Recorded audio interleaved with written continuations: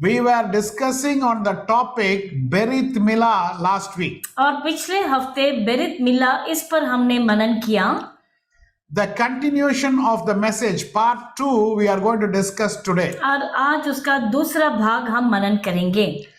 This is the Berith Milah is the covenant of circumcision. और ये जो बेरित मिला है ये खतने का वाचा है.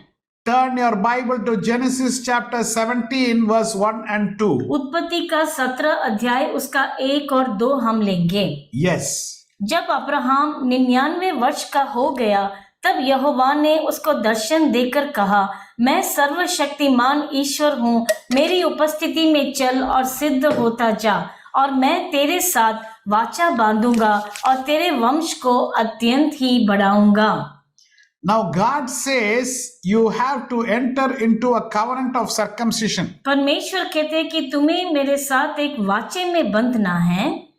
So how a covenant of circumcision is being made? और एक खतने का वाचा कैसे बांधा जाता है? I was referring to the culture at that time and how a circumcision will happen. How the covenant will be made that time. और those कैसे times. उन काल में कैसे एक वाचा बांधा जाता था उस समय के संस्कृति के मुताबिक मैं आपको बता रहा था. So I told you last week. मैंने पिछले हफ्ते आपको कहा There are 10 points in the message. कि प्रचार में 10 बिंदु हैं.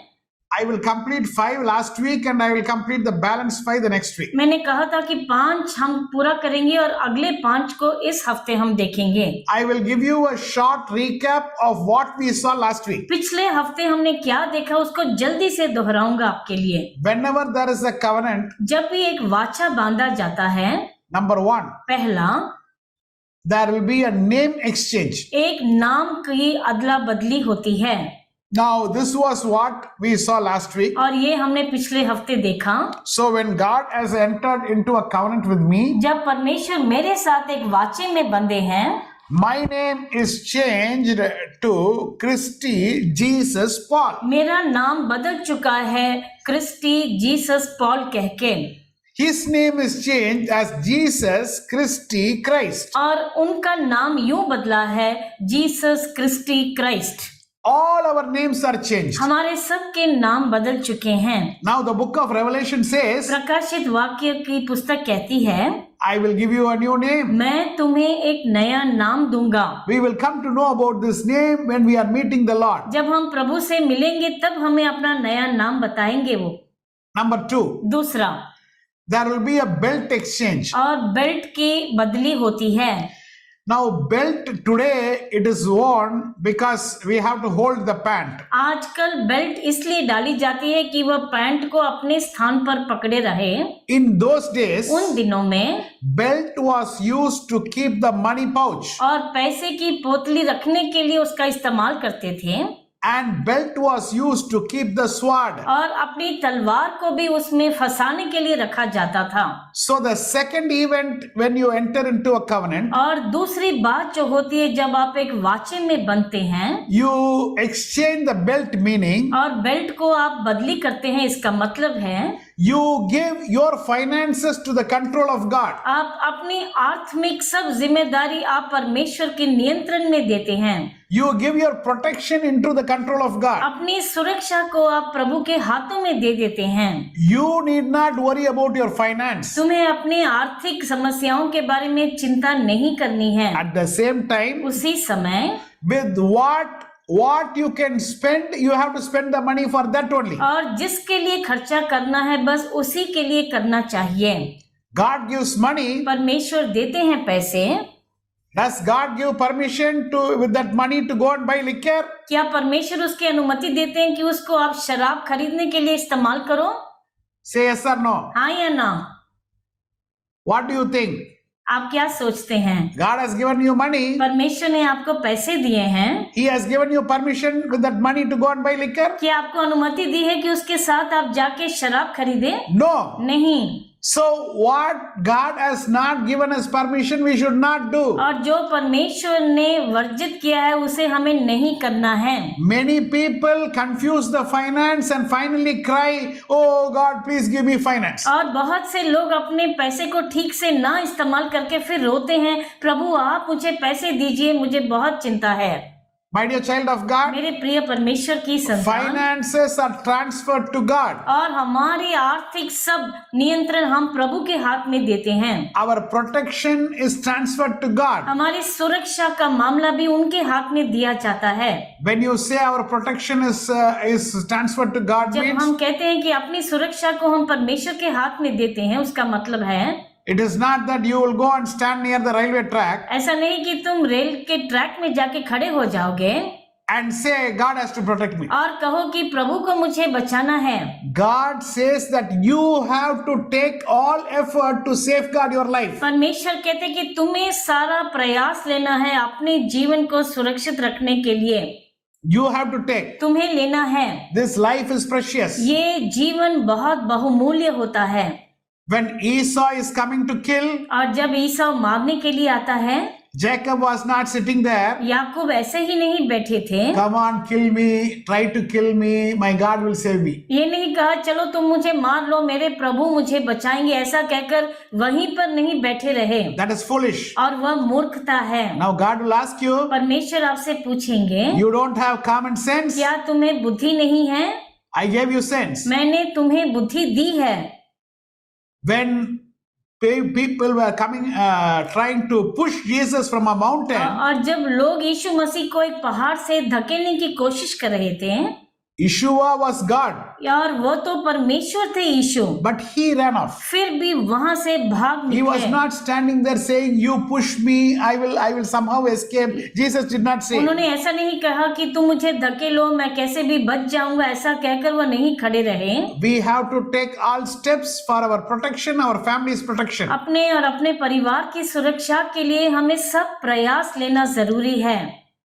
But for overall, God will give you the protection. और परमेश्वर ऊपरी तौर से आपको सुरक्षा तो देंगे। Third point, तीसरा पॉइंट है, God wants to make you fruitful. परमेश्वर तुम्हें फलवंत बनाना चाहते हैं। Genesis chapter 17 verse 6. उत्पत्ति का 17 का 6 पढ़ेंगे, और मैं तुझे अत्यंत ही फलाऊंगा और तुझको जाति जाति का मूल बना दूंगा और तेरे वंश में राजा उत्पन्न होंगे। Glory be to God. प्रभु की महिमा हो। Now, God wants to make us fruitful. परमेश्वर हमें फलवंत बनाना चाहते हैं। Now, we are going to bear fruit wherever we go.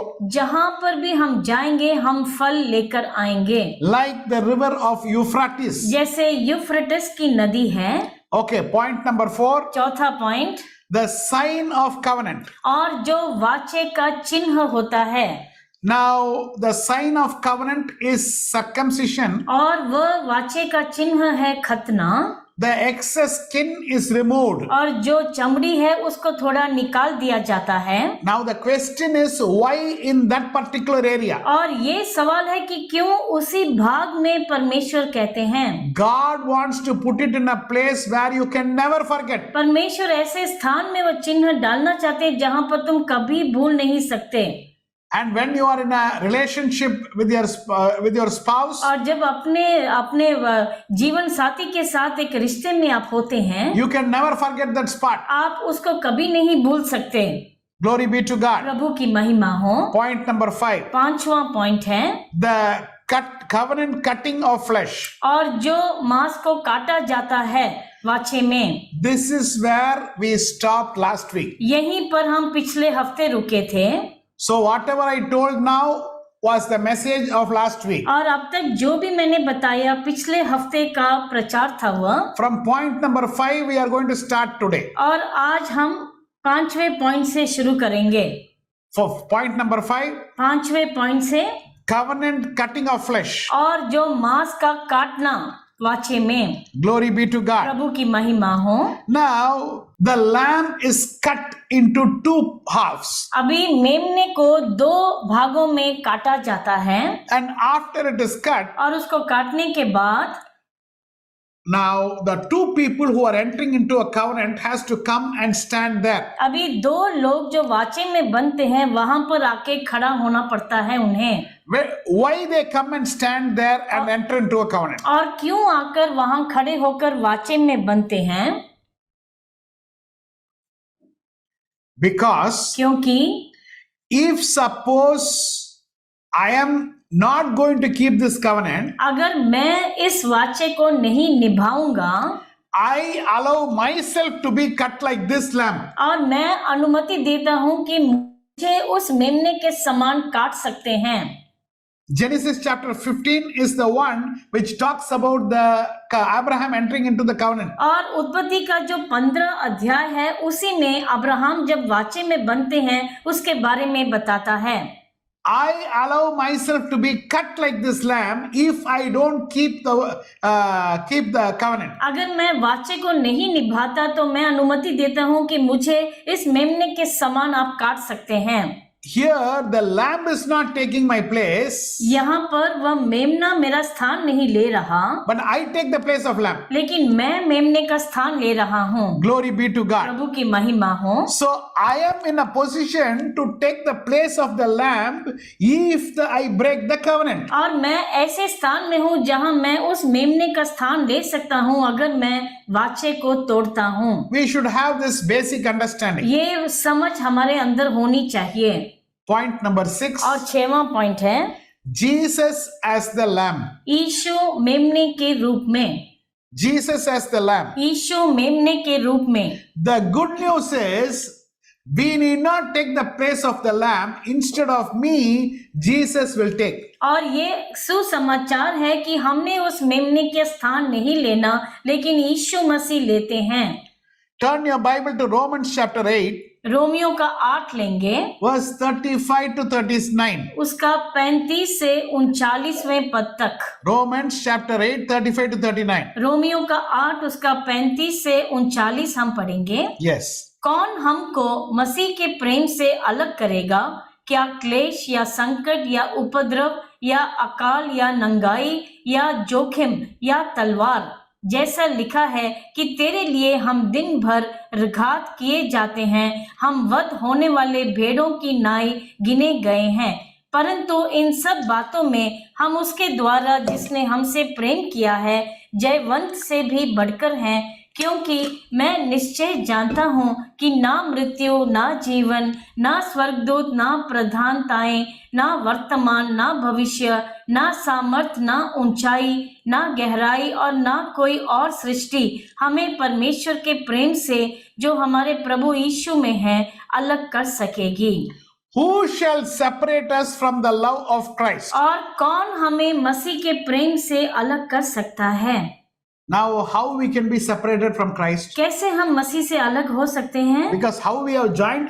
कैसे हम एक हुए हैं उनके साथ? In covenant. वाचे में। Who has stood for us? और कौन हमारे लिए खड़ा हुआ है? Jesus has stood. यीशु मसीह खड़े हुए हैं। So how this covenant can be separated? तो ये वाचा कैसे अलग हो सकता है? Jesus has to come back. यीशु मसीह को वापस आना है। And he has to stand for us, with us. हमारे साथ खड़े होना है वहाँ पर। And he should say, I am going back on my covenant. और ये कहना है कि मैं अपने वाचे में वापस जा रहा हूँ। And that too if we both agree. और वो भी अगर हम दोनों उसके लिए सम्मिलित हों।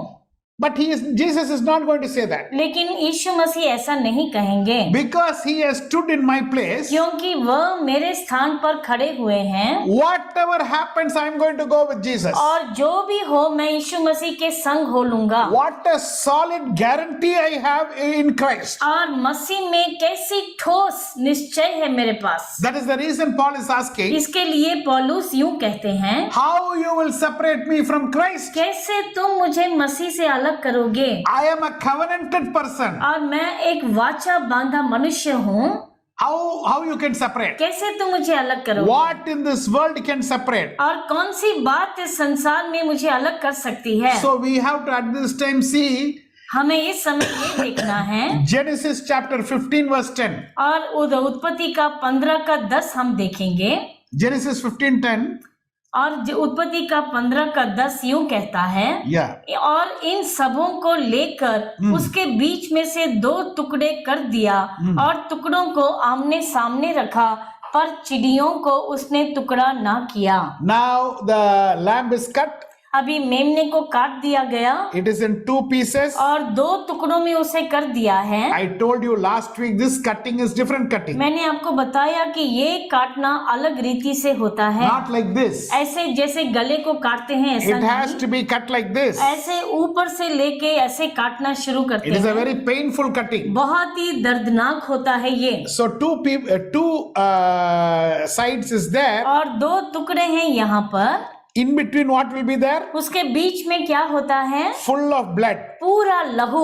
Now 2 people have walked and they are standing in the blood. और 2 लोग चलकर आए हैं, उस लहू के बीच में खड़े हैं। I want you to bring this into your mind. मैं चाहता हूँ कि अपनी कल्पना में आप इस दृश्य को लेकर आएं। Now 2 people are standing there. 2 लोग वहां पर खड़े हैं, Belt is given. बेल्ट दी गई है, Purse is given. अपनी पोतली भी दे दी है, My sword is given. मेरी तलवार भी दे दी है, Name is exchanged. और नाम की अदला बदली हुई है। Now the covenant is taking place. अभी वाचा बंधा जा रहा है, This is the situation of the covenant. और यही है स्थिति जहाँ वाचा बांधा गया है। What is God doing? परमेश्वर क्या करते हैं? He is putting Abraham to sleep. वह अब्राहम को गहरी नींद में डाल देते हैं। Now many people don't understand this. बहुत से लोग इस बात को नहीं समझते। They say, why Abraham has to sleep? वह कहते हैं अब्राहम को क्यों सोना था? No. But actually the sleep itself was given by the Lord only. लेकिन ये नींद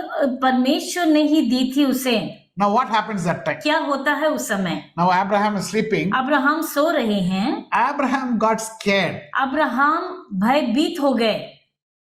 First he was very happy to do all the cutting, everything. पहले बहुत खुश थे, वो सब काटने के लिए सब कुछ किया। But exactly when the time of covenant has come, लेकिन जब वह वाचे का समय निकट आया, that time Abraham was scared. उस समय अब्राहम डर गया। Now Jesus is doing one thing. यीशु मसीह एक कार्य करते हैं। Now if you see the verse, अगर आप उस वचन को ध्यान से देखेंगे, turn your Bible to Genesis chapter 15 verse 17. और उत्पत्ति का 15 उसका 17 हम देखेंगे। Yeah. और ऐसा हुआ कि जब सूर्य अस्त हो गया और घोर अंधकार छा गया, तब एक अंगीठी जिसमें से धुआं उठता था और एक जलता हुआ पलीता देख पड़ा, जो उन टुकड़ों के बीच में से होकर निकल गया। There is 2 things which is here. यहाँ पर 2 बातें हम देखते हैं। A smoking oven और एक धुआं जिसमें से उठ रहा था, एक अंगीठी, and the burning torch. और दूसरा था जलता हुआ मशाल। 2 things. 2 बातें। Actually, who should be there in the covenant? और उस वाचे के अंदर किसको होना चाहिए था? With God. परमेश्वर के साथ। God is entering into a covenant. परमेश्वर एक वाचे में बनते हैं। With God. परमेश्वर के साथ Abraham should stand. अब्राहम को खड़ा होना था। But Abraham is not there. लेकिन अब्राहम वहां नहीं है। Instead of Abraham, अब्राहम के बदले a burning torch is coming. एक जलती हुई मशाल आती है। Now the smoking oven, the smoke. और एक अंगीठी जिसमें धुआं उठ रहा है। We all know there was smoke when there was Shekinah glory, which was there when Moses was put the tabernacle. और जब मिलाप वाला तंबू बनाया तो उसके ऊपर परमेश्वर की महिमा या शकीना देख पाते थे। Along with the Shekinah glory, who should stand? और किसको खड़ा होना था शकीना के साथ? Abraham should stand. अब्राहम को खड़ा होना था। But here Abraham is not standing. लेकिन यहाँ अब्राहम नहीं खड़े हैं। Where is Abraham? अब्राहम कहाँ पर हैं? Sleeping. सो रहे हैं। He got sleep. और वह सो गए। Instead of Abraham, अब्राहम के बदले who has come there? कौन आया है वहां पर? A burning torch. एक जलती हुई मशाल। What is burning torch? और ये जलती हुई मशाल क्या है? Who can tell who is burning torch? कौन कह सकता है कि ये जलती मशाल कौन है? Yes, Sister Anita, I appreciate the speed in which you are going to respond. Yeah. Jesus, brother. Praise the Lord. Wonderful. बहुत अच्छा जवाब। Thank you so much, sister. शुक्रिया। The burning torch और जो जलती मशाल Jesus says, I am the light of the world. और यीशु मसीह कहते हैं मैं जगत की रोशनी हूँ, जगत की ज्योति. मैं जगत की ज्योति हूँ, I am the light of the world. और मैं जगत की ज्योति हूँ. That light was there on my behalf. और वह ज्योति मेरे बदले में वहां पर थी. I should have been there, मुझे वहां खड़ा होना चाहिए था, but instead of me, लेकिन मेरे बदले the Father and Son have entered into a covenant. पिता और पुत्र एक वाचे में बंधे हैं. Turn your Bible to the book of Romans, और रोमियो की पुस्तक लेंगे, chapter 5, verse 8. उसके 5वें अध्याय 8वां पद हम पढ़ेंगे. Romans chapter 5, verse 8. रोमियो का 5 का 8. परंतु परमेश्वर हम पर अपने प्रेम की भलाई इस रीति से प्रकट करता है कि जब हम पापी ही थे तभी मसीह हमारे लिए मरा. What does it mean? When we were all sinners, he died. इसका मतलब क्या है कि जब हम पापी ही थे तो वह हमारे लिए मरे. We were sleeping in sin. हम तो पाप में सोए हुए थे. We were sleeping in sin. हम पाप में सो रहे थे. What was Abraham doing? Abraham क्या कर रहे थे? Abraham was sleeping. वह सो रहे थे. In the place of Abraham, Abraham के स्थान पर who was sleeping? कौन सो रहा था? I was sleeping. मैं सो रहा था. I was sleeping in sin. और मैं पाप में सो रहा था. When I was sleeping in sin, और जब मैं पाप में सोया हुआ था, he entered into a covenant for me. वे मेरे लिए वाचे के अंदर वह बंधे. Any one person can say, I know I am going to get saved on this date. I am going to take baptism on this date. Any one person knows? या कोई भी ये जानता है कि मेरा कब मेरा उद्धार होगा, किस दिन मैं बपतिस्मा लूंगा? क्या वह पहले से जानता है इस बात को? After they are taken, only they know. और लेने के बाद ही वह जान पाते हैं. Before that, nobody can say. उसके पहले कोई नहीं कह सकता. Till then, they will be saying, I don't want to take. और तब तक वह इनकार करते रहते हैं उसके लिए. But somebody came, somebody told. लेकिन कोई आया, किसी ने आपको बताया. And they would have told. और उन्होंने कहा होगा, When you were sleeping, जब तुम सो रहे थे, you are sleeping in sin. तुम पाप में सोए हुए थे, Somebody has died for you. कोई तुम्हारे लिए बलिदान हुआ है. Glory be to God. परमेश्वर की महिमा हो. Along with the smoking fire pot, और उस अंगीठी से जिसमें जो धुआं निकलता है, a blazing torch, और एक जलती मशाल, they have entered into a covenant. वह एक वाचे में बंधे हैं. Glory be to God. प्रभु की महिमा हो. Jesus was in the garden of Gethsemane, और यीशु मसीह गethsemane के बाग में थे, and he was discussing, it is not possible, but finally he said, let your will be done. और वह मन में बहुत ही विचलित थे और कह रहे थे कि आखिर में परमेश्वर आपकी इच्छा के मुताबिक हो. I am going to take this cross. मैं इस क्रूस को उठाऊंगा. How he went to take the cross? और कैसे वह क्रूस को उठाने गए? He went very gladly. बहुत ही खुशी के साथ वह गए. What is the meaning? उसका मतलब क्या है? He is very happy. He is entering into a covenant with you. और बहुत खुश है कि वह आपके साथ एक वाचे में बनते हैं. For your sake, he is going and getting crucified. He was very happy. और तुम्हारे लिए वह जाकर क्रूस पर बलिदान होने वाले थे, इसके लिए बहुत खुश थे. He was knowing all the time और पूरा समय वो इस बात को जानते थे that we are asleep. कि हम सो रहे हैं. He did not go and die that, oh, they know everything. I am going for them. He knows that we are totally asleep in sin. He knows that. और वह जानते थे भली भांति कि हम पूरी तरह से पाप में सो रहे हैं. He knows we are covenant breakers. और वह जानते हैं कि हम वाचा तोड़ने वाले मनुष्य हैं. He knows we will never keep to the terms of the covenant. वह जानते हैं कि हम उन वाचे के शर्तों को कभी नहीं मानने वाले. When Abraham was asleep in sin, और जब अब्राहम सो रहे थे उस पाप में, God entered into a covenant with him. परमेश्वर ने एक वाचा बांधा उसके साथ. Okay, let us come to point number 8. अभी 8वें पॉइंट पर आएंगे. Circumcision of the heart. हृदय का खतना. Okay, now let us turn our Bible to Deuteronomy chapter 30 verse 6. व्यवस्था विवरण की पुस्तक 30 अध्याय उसका 6वां पद पढ़ेंगे। I have completely explained to you Berith Milah. मैंने आपको बेरित मिला समझा दिया है Berith Milah is the covenant of circumcision. और वह खतने का वाचा होता है It is cutting of the foreskin. और वह है जो चमड़ी को काटना। That is the sign of covenant. वह वाचे का एक चिन्ह होता है। In Old Testament times, how they will do the covenant, that procedure also I have explained to मैंने you. आपको प्रक्रिया बताई कि पुराने उस समय में वह कैसे एक वाचा बांधते थे। Now, let us come to we are coming into the very important part of the message. और अभी इस प्रचार के बहुत मुख्य हिस्से में हम आ गए हैं। The covenant of circumcision. वह है जो हृदय का खतना। Let us turn our Bible to the book of Deuteronomy chapter 30 verse 6. व्यवस्था विवरण का 30 उसका 6वां पद हम पढ़ेंगे। और तेरा परमेश्वर यहोवा तेरे और तेरे वंश के मन का खतना करेगा कि तू अपने परमेश्वर यहोवा से अपने सारे मन और सारे प्राण के साथ प्रेम करे जिससे तू जीवित रहे।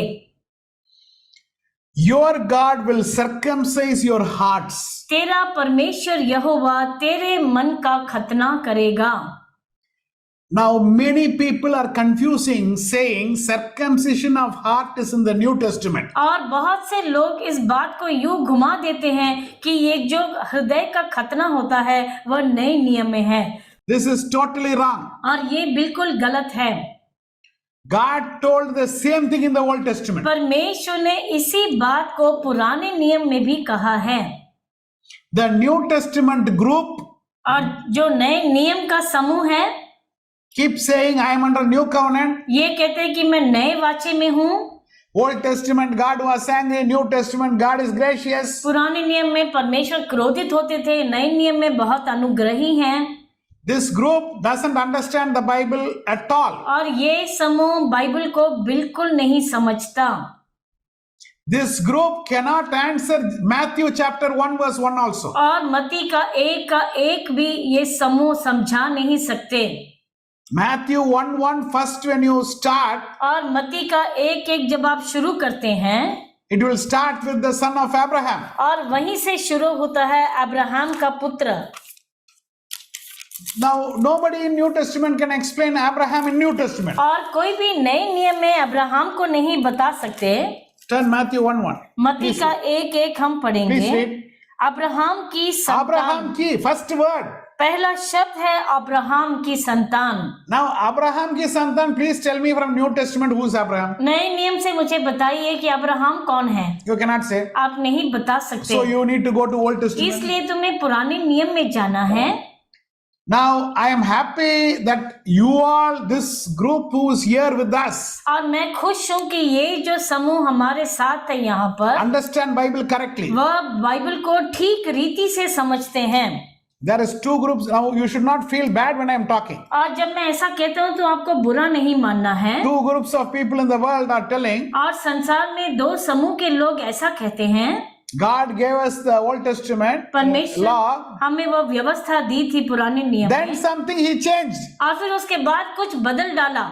Another one group, एक और समूह है this New Testament people, what they are saying, जो नए नियम के लोग they say I am under new covenant. वह कहते मैं नए वाचे में हूँ, Old is gone. पुराना चला गया है। A total lack of understanding of the Bible. और बिल्कुल अज्ञानता है ये बाइबल के बारे में। In Old Testament, God says circumcision of heart only. और पुराने नियम में भी परमेश्वर हृदय का खतना बताते हैं। Please read that verse once again. उस वचन को एक बार फिर से पढ़ेंगे। Deuteronomy 36. व्यवस्था विवरण 30 का 6। और तेरा परमेश्वर यहोवा तेरे और तेरे वंश के मन का खतना करेगा कि तू अपने परमेश्वर यहोवा से अपने सारे मन और सारे प्राण के साथ प्रेम करे जिससे तू जीवित रहे। Genesis, Exodus, Leviticus, Numbers, Deuteronomy all talk about circumcision of heart. और ये सब पुस्तकें उत्पत्ति, निर्गमन लाइव व्यवस्था, गिनती, व्यवस्था, विवरण, ये सब हृदय के खतने के बारे में कहते हैं। So what God says there? परमेश्वर वहाँ क्या कहते हैं? The Lord your God will circumcise your hearts and the hearts of your descendants. तेरा परमेश्वर यहोवा तेरे और तेरे वंश के मन का खतना करेगा। That extra flesh has to be cut. और उस जो चमड़ी है थोड़ी सी एक्स्ट्रा, उसे काटना है। Now, for a long time, बहुत समय से many people don't understand what is that cutting of flesh in the heart. और बहुत लोग नहीं समझ पाते कि ये हृदय का जो कटना वो होता है वो क्या है। At least the circumcision, physical circumcision, we can understand, Baba. और शारीरिक खतने को तो हम समझ सकते हैं। What does it mean you say you're doing circumcision in the heart? और इसका मतलब क्या है जब आप कहते हैं कि हृदय का खतना होता है? There is a small flesh which has to be cut. एक छोटी सी चमड़ी है जिसको काटना है। How? कैसे? We are going to see that now. अभी हम उसे देखेंगे। Let us turn our Bible to Genesis chapter 2 verse 7. और उत्पत्ति उसका 2:7 हम पढ़ेंगे। Let us go to point number 9. 9वां point के अंदर हम जाएंगे। Yeah, please read Genesis chapter 2 verse 7. उत्पत्ति 2:7 अभी हम पढ़ेंगे। और यहोवा परमेश्वर ने आदाम को भूमि की मिट्टी से रचा और उसके नथनों में जीवन का श्वास फूंक दिया और आदम जीवित प्राणी बन गया। A total clay. और एक मिट्टी है पूरी तरह से। When the breath of God comes and hits that, और जब परमेश्वर का श्वास आकर उससे लगता है, it becomes a living soul. वह एक जीवित प्राणी बन जाता है। Let us come to point number 9. अभी 9वें पॉइंट में हम आएंगे। Nephesh and Levav. नेफेश और लेवाव। I will tell you the spelling. आपको उसका स्पेलिंग बताऊंगा। Nephesh. NEPHESH।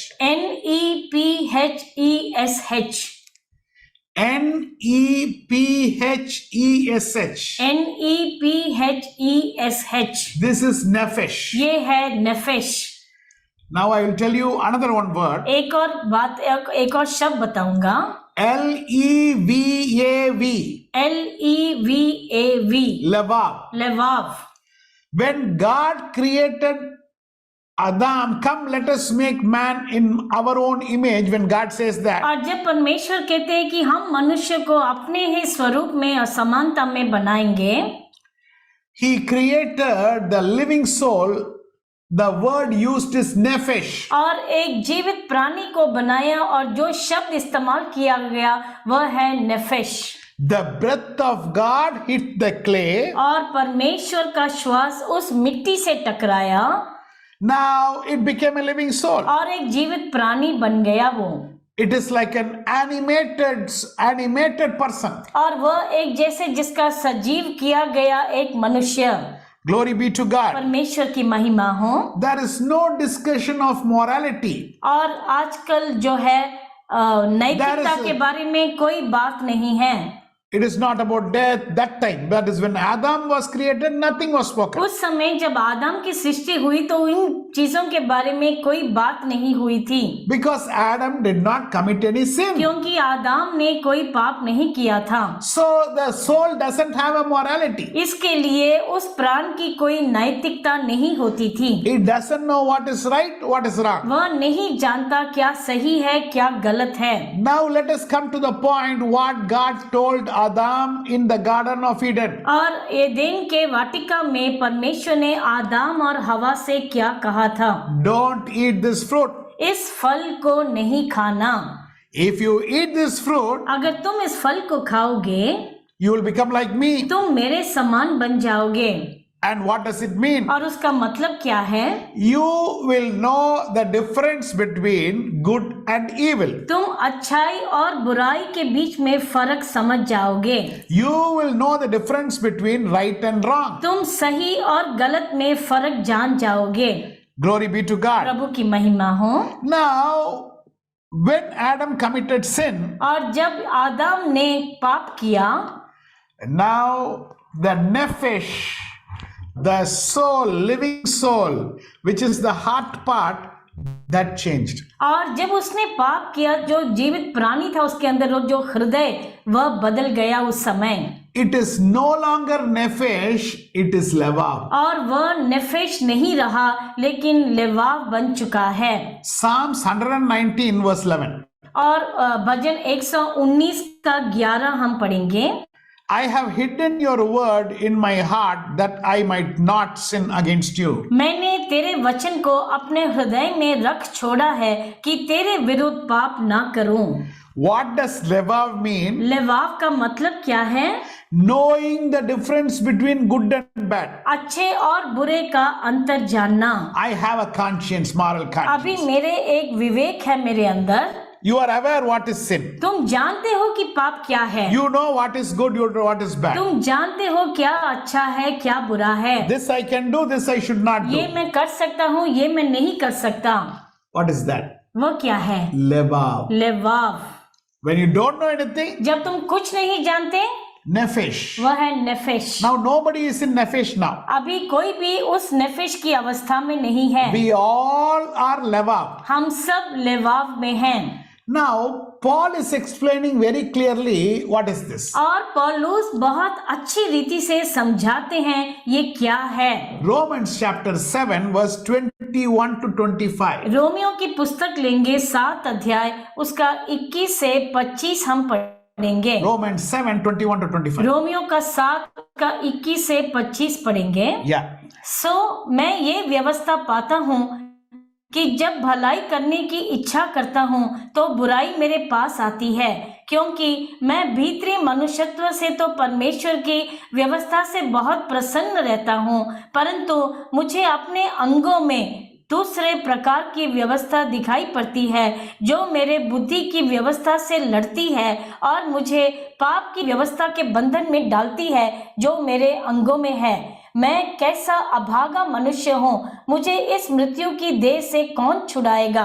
मैं अपने प्रभु यीशु मसीह के द्वारा परमेश्वर का धन्यवाद करता हूँ। निदान मैं अपनी बुद्धि से तो परमेश्वर की व्यवस्था का, परंतु शरीर से पाप की व्यवस्था का सेवन करता हूँ। Glory be to God. प्रभु की महिमा हो। Paul is telling, पौलुस कहते हैं, there is a law at work inside my heart. मेरे हृदय के अंदर एक व्यवस्था काम कर रही है। I want to do good, मैं अच्छा करना चाहता हूँ, but I am not able to do. लेकिन मैं नहीं कर पाता। I am doing bad. मैं बुरा ही करता हूँ। There is another one law which is at work in my heart. एक और व्यवस्था है जो मेरे हृदय में काम करता है। Now what is circumcision? खतना क्या है? There is another one law which is in my heart which is working evil, na? और जो मेरे हृदय के अंदर जो दुष्ट का काम कर रहा है। Everybody look here. सब लोग यहाँ पर ध्यान से देखें। Cut that. उसे काट देना है। Cut that part. उस भाग को काट देना है। Today you will understand circumcision very, very clearly. आज आप खतने को बहुत अच्छी रीति से समझ पाएंगे। There is another one law which is at work inside my heart. मेरे हृदय के अंदर एक और व्यवस्था है जो अपना काम कर रही है। Now that needs to be cut. उसे काटना आवश्यक है। How we can cut that? कैसे हम उसे काट सकते हैं? That is the question. वही सवाल उठता है। Have we cut that? क्या हमने उसे काट डाला है? Now many people are telling do circumcision, heart has to be circumcised. How it will be circumcised? When it will be circumcised? और बहुत से लोग कहते हैं कि हृदय का खतना करना है, लेकिन वह कैसे होगा और कब होगा? How many of you are understanding the message till now? अब तक कितने लोग इस प्रचार को समझ पा रहे हैं? Yes. Hallelujah. Hallelujah. So far it is clear. अब तक आप स्पष्ट समझ चुके हैं। Praise the Lord. प्रभु की महिमा हो। Now we are coming to the very, very important point. अभी हम बहुत ही मुख्य बात पर आ रहे हैं। How to do that cutting? इस काटने को कैसे हमें करना है? First we cannot do that. पहले है कि हम खुद नहीं कर सकते। Very, very clear. We cannot do that. हम अपने आप से नहीं कर सकते। God has to do that. परमेश्वर को करना है। How we can, when he will do? कब वो करेंगे ये? What is the first command? पहला आज्ञा क्या है? Shema Israel Adonai Elohinu Adonai Ehad. Shama Israel अदोनाई एलोहीनो अदोनाई एहाद। Hear, O Israel, the Lord your God, the Lord is one. हे इस्राएल सुन, यहोवा हमारा परमेश्वर है, यहोवा एक ही है। Then we continue to say, और फिर हम ये कहना जारी करते हैं, love the Lord your God with all your heart, all your soul and all your strength. अपने यहोवा परमेश्वर से अपने सारे मन, अपने सारे जीव और सारी शक्ति से प्रेम रखना। With all your heart. अपने सारे मन। Can we love God with all my heart? क्या अपने हृदय से हम परमेश्वर से प्रेम कर सकते That is the हैं? question. ये सवाल उठता Can है। I love God with all my heart? क्या अपने पूरे मन से मैं प्रभु का प्रेम मैं कर सकता हूँ? Father Berkmans, a very famous worship leader, और फादर बर्कमन्स को आप जानते हैं, बहुत अच्छा आराधना करते हैं वो। he has written a song in which we sing many times. कई बार हम उनके गीत को गाते हैं जो लिखा है उन्होंने। प्यार करूंगा मैं ज्यादा तुझसे, आराधना और गहराई से। प्यार करूंगा मैं ज्यादा तुझसे, आराधना और गहराई से, पूरे मन से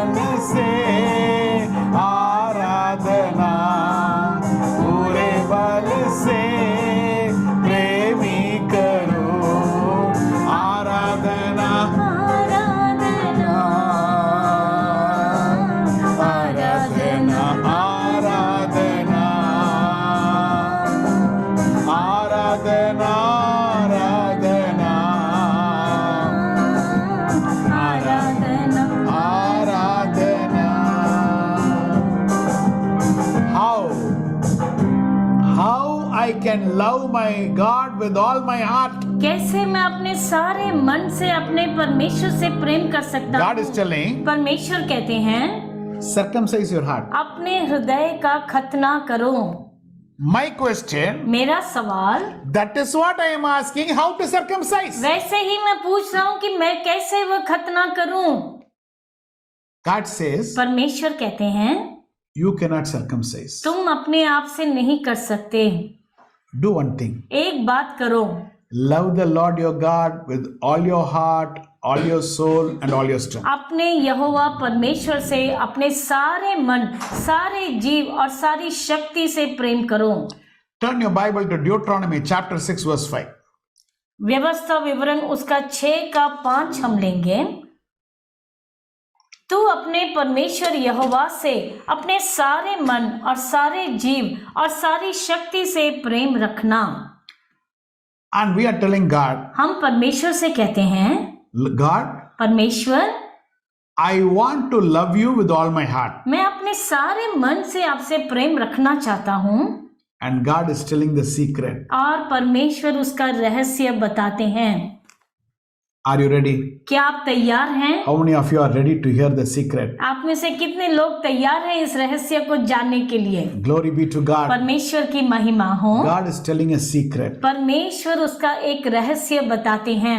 How your heart can be circumcised. कैसे तुम्हारे हृदय का खतना हो सकता है?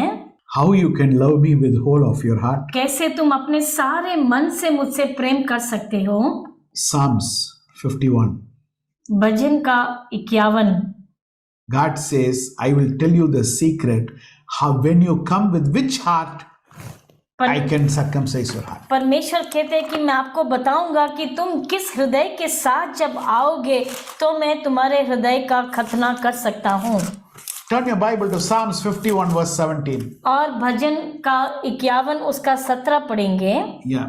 टूटा मन परमेश्वर के योग्य बलिदान है, हे परमेश्वर, तो टूटे और पिसे हुए मन को तुच्छ नहीं जानता। What type of heart God wants? किस प्रकार का हृदय चाहते हैं परमेश्वर? A broken and contrite heart. एक टूटा हुआ और खेदित मन। two things are told. दो बातें बताई गई हैं। One is एक है broken. टूटा हुआ, Number two, दूसरा contrite heart. जो पिसा हुआ मन होता है। Now, who can tell me here what is the difference between broken and contrite heart? कौन मुझे फर्क बता सकता है कि टूटे हुए में और पिसे हुए मन में क्या फर्क है? You can raise your hand. आप अपना हाथ उठा सकते हैं। If this two quality is fulfilled, I will circumcise your heart. अगर ये दो गुण पूर्ण होते हैं तो मैं तुम्हारे हृदय का खतना करूंगा। If I give you a clue, you will be right on the spot with the answer. अगर मैं आपको कोई क्लू दूंगा तो आप सही उत्तर को बता देंगे तुरंत। Where this verse is coming, in which psalm it is coming? कौन से भजन में ये आता है ये वचन? Who has written this psalm? किसने लिखा है ये वचन को? ये भजन Under what situation that person wrote this psalm? और किस स्थिति में ये लिखा गया था भजन? Now some light is coming to everybody. अभी कुछ रोशनी आ रही है सबको। Okay, we will go into the answer. अभी हम उत्तर के अंदर जाएंगे। What is a broken heart? एक टूटा हुआ मन क्या है? Now, what is broken? और ये टूटा हुआ क्या है? Let us take, I have a very beautiful flower vase. और ले लीजिए, अगर मेरे हाथ में एक फूलदान है, It is, suddenly it fell down. अचानक वो नीचे गिर गया। We are taking it as 2 pieces, 2-3 pieces. उसे हम उठाते हैं, 2-3 टुकड़े हो चुके हैं उसके। My son is telling, मेरा बेटा कहता है, Papa, don't worry. पापा आप चिंता मत कीजिए, I am bringing Fevikwik. और मैं गूंद लेकर आऊंगा। You know that thing which is very sticky. और जो बहुत ही चिपचिपा होता है, I take that Fevikwik and I apply it. और उस गूंद को मैं डालता हूँ उसको जोड़ने के लिए। It is a exact same vase I have made. और फिर वही फूलदान बन चुका है। Now that full hands are sticky now. अभी पूरे हाथ चिपचिपे हो गए हैं। Now the vase is there. अभी वहाँ फूलदान है। Now if you see the vase अगर very आप closely, फूलदान की तरफ नजदीकी से देखेंगे, there is, you see a small line. देखते हैं कि बीच में एक लाइन आ रही है। Okay, this is a broken vase. और ये एक टूटा हुआ फूलदान है, हम जानते हैं। There are some mistakes, yeah. कुछ गलतियां हैं हमारे अंदर। I have made it. मैंने कर दिया है उसे ठीक। But what is a contrite heart? लेकिन पिसा हुआ मन क्या होता है? The heart which is crushed to pieces. और ऐसा हृदय जो कुचला गया है कितने ही टुकड़ों में। Now it has fallen on which weight? और किस भार के ऊपर वह गिरा है? On the weight of our own sins. हमारे ही पापों के भार पर वह गिरा है। It has fallen in such a force. और इतने तेजी से वह गिरा है, Now it has become powder. अभी जैसे बिल्कुल पाउडर बन चुका है वह धूल। Now you have to, with the broom, you have to collect that dust. और तुम्हें एक झाड़ू लेकर तुम्हें उन सब को इकट्ठा करना पड़ रहा है। Now you will fix it with Fevikwik? क्या अभी आप उसे गूंद के साथ चिपका सकते हैं? No. नहीं, No. It is not possible. ये मुमकिन नहीं है। What to do? क्या करना है? When it has become a total dust, जब बिल्कुल धूल बन चुका है, you realize I cannot fix it again. आप समझ जाते हैं कि मैं उसे फिर ठीक नहीं कर सकता। My dear child of God, मेरे प्रिय परमेश्वर की संतान, how many times we have tried, I will become all right. कितनी बार हमने कोशिश की कि हम ठीक हो जाएंगे। From tomorrow I won't commit sin. कल से मैं पाप नहीं करूंगा। From today I will start prayer. आज से मैं प्रार्थना शुरू करूंगा। From today I will read the Bible. आज से मैं बाइबल पढ़ना शुरू करूंगा। From next time I won't commit this sin. अगली बार से इस पाप को नहीं दोहराऊंगा। I will try, Lord. मैं कोशिश करूंगा I will Prabhu. try, Lord. मैं कोशिश करूंगा प्रभु। You have tried, fallen and broken to pieces. और आपने कोशिश की लेकिन आप गिर गए और टुकड़े टुकड़े हो गए हैं। And one day you realize, और एक दिन आप ये एहसास करते हैं, I cannot control myself. मैं अपने आप पर नियंत्रण नहीं कर पा रहा परमेश्वर। That is the dust which is there. और वही वह धूल है जो आपके सामने है। I think, God, परमेश्वर, मैं सोचता हूँ I will fall again and again. मैं बार बार मैं गिरता रहूंगा। I cannot live like what you are asking anymore. जैसे आप चाहते मैं नहीं जी पा रहा हूँ प्रभु। With my own self, it is not possible. अपने खुद के प्रयास से मैं नहीं कर पा रहा परमेश्वर। I have fallen in the weight of my sins. मैं अपने पाप के भार तले में कुचल चुका हूँ प्रभु। All this did not happen before we accepted Christ. और मसीह को अपनाने से पहले ये सब नहीं हुआ। It all happened after we accepted Christ. मसीह को ग्रहण करने के बाद ये सब हुआ। After we took baptism, this happened. बपतिस्मा लेने के बाद ये हुआ है। My own sin is crushing me. मेरा अपना पाप मुझे दबा रहा है प्रभु। God, I am not able to bear this. परमेश्वर मैं उसको सहन नहीं कर पा रहा। Now this is dust, I cannot fix it back. और ये धूल ऐसे मैं फिर से नहीं जोड़ सकता परमेश्वर। That is contrite spirit. वही होता है पिसा हुआ मन। The point where you're telling, और जिस स्थान पर आप कहते हैं I am not able to live holy मैं life.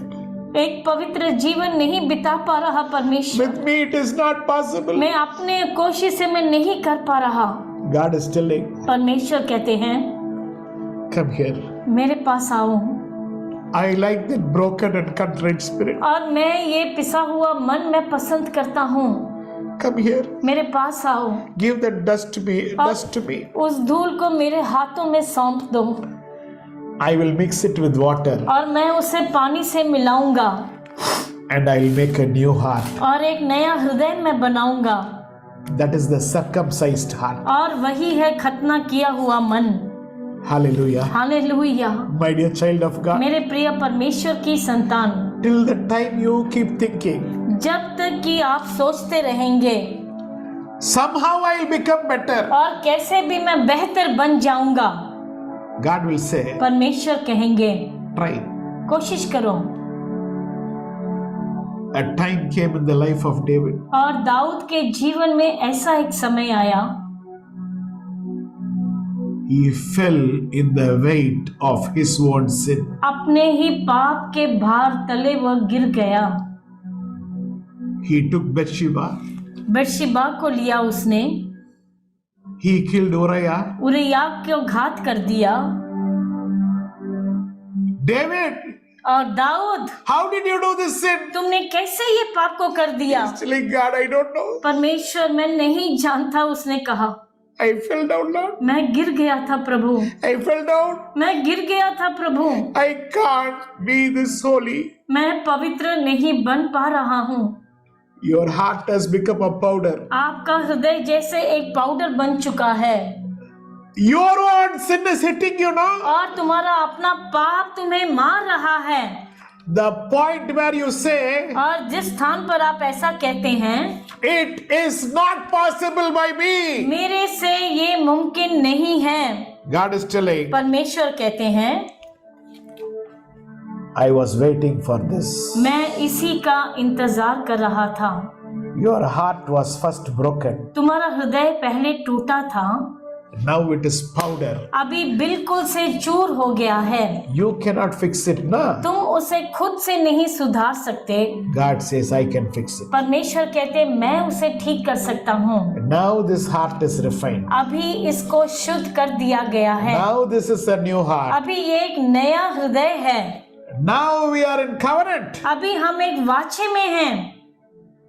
I will take care of you. मैं तुम्हें संभाल लूंगा। That is what Paul is telling. वही पौलुस कहते हैं। It is no more me. और ये मैं नहीं रहा, It is Christ in me who is living. और ये मसीह है जो मेरे अंदर जीते हैं। My dear child of God, मेरे प्रिय परमेश्वर की संतान, what is entering into a covenant relationship with God? और परमेश्वर के साथ एक वाचे के रिश्ते में बंधना क्या होता है? Stop arguing that it is Old Testament, New Testament. और ये वाद विवाद करना बंद करो, ये पुराना नियम है, ये नया नियम है। In Old Testament, physical circumcision, New Testament, heart circumcision. और पुराने नियम में शारीरिक खतना और नए नियम में हृदय का खतना। Without understanding the meaning of circumcision, और बिना खतने के मतलब को समझे, We cannot keep arguing with our doctrine. और हम अपने सिद्धांतों से हम वार्तालाप नहीं कर सकते। One point. एक बात, I want a broken and contrite spirit. और मैं एक टूटा हुआ और पिसा हुआ मन चाहता हूँ। Do you have that heart today? क्या आज तुम्हारा ऐसा एक हृदय है? It is not me. मैं नहीं हूँ। I cannot live a holy life. मैं एक पवित्र जीवन नहीं बिता सकता अपने There is nothing to boast in me. और मेरे घमंड करने के लिए कुछ नहीं है। It is not about my prayer. मेरी प्रार्थना के बारे में It is नहीं not है, about my Bible reading. मेरा बाइबल रीडिंग का नहीं है। I cannot do anything. मैं अपने आप से कुछ नहीं कर सकता। Have you come to that point? क्या आप उस स्थान तक आ चुके हैं? God is asking that question today. परमेश्वर आज आपसे ये सवाल करते हैं। Now some people are thinking, कुछ लोग सोचते हैं this is my degree. ये मैंने डिग्री पाई है This is my salary. और ये मेरी तनख्वाह Do है। you see my house? क्या मेरा घर देखा है? I am praying for 2.5 hours per day. 2 घंटे 2.5 घंटे मैं प्रार्थना करता हूँ हर रोज। God is still waiting. परमेश्वर अभी इंतजार करते हैं। When you are going to say, कब तुम ऐसा कहोगे? I can no more live a holy life.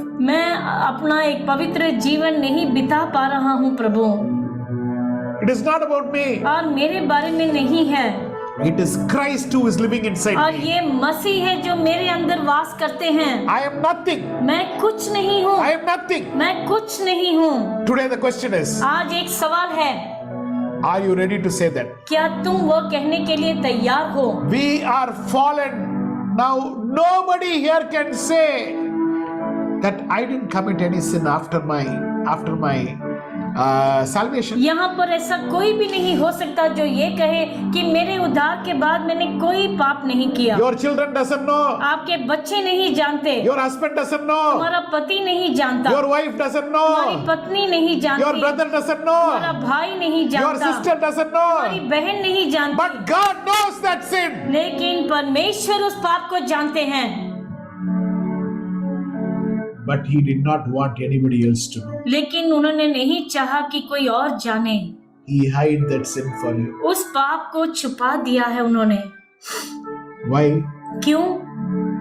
He wanted you to break down one day. क्योंकि वो चाहते थे तुम खुद से अपने आप तुम कुचल जाओ। God, my heart is getting crushed. परमेश्वर, मेरा हृदय कुचला जा रहा है My heart is like a powder, Lord. और वो एक पाउडर के समान बन चुका I है। don't want to live. I am not able to live a holy life, मैं एक Lord. पवित्र जीवन नहीं जी पा रहा हूँ प्रभु। God says, परमेश्वर कहते हैं, I am in covenant with you. मैं तुम्हारे साथ वाची में हूँ। I know you cannot do. मैं जानता हूँ तुम नहीं कर पाते हो, I will do it. मैं करूँगा तुम्हारे बदले, I will do it. मैं करूँगा।